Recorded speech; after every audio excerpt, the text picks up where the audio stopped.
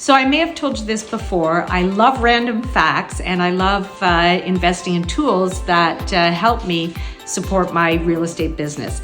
So the other day I was looking at, I have a lot of buyers that don't necessarily need parking.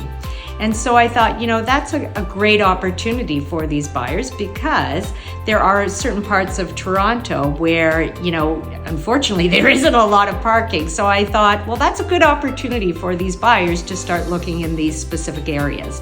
So one of the areas is out in the east part of Toronto, in the East End.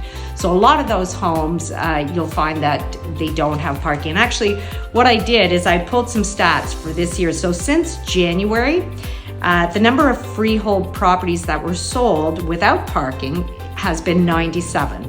And that's out of a total of 1,363 homes that were sold with parking. They had at least one parking spot. So 97 no parking spots, 1,363 with parking. So, and again, these are all located, or not all, but mostly located out in the East End. So then what I did is I went to my computer and I invested in ChatGPT. Love learning about AI and what it can do for my business as well. And so I posed the question, why are there more homes in the East End of Toronto without parking? So here's what ChatGPT had to say. So historical development. The East End of Toronto was historically developed earlier than other areas of the city. Urban density. The East End of Toronto is more densely populated than other parts of the city, which means that there is less space available for parking.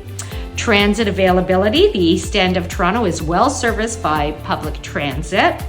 Now, this next one, I don't necessarily agree with ChatGPT. Land costs. Land is generally more expensive in the East End of Toronto, so I don't necessarily agree with that part of it. And then zoning regulations. So zoning regulations in the East End of Toronto may not require developers to provide parking for new homes. So there you have it. That's according to ChatGPT, that's the reason why you may be able to find more parking in the East End, or more homes without parking in the East End.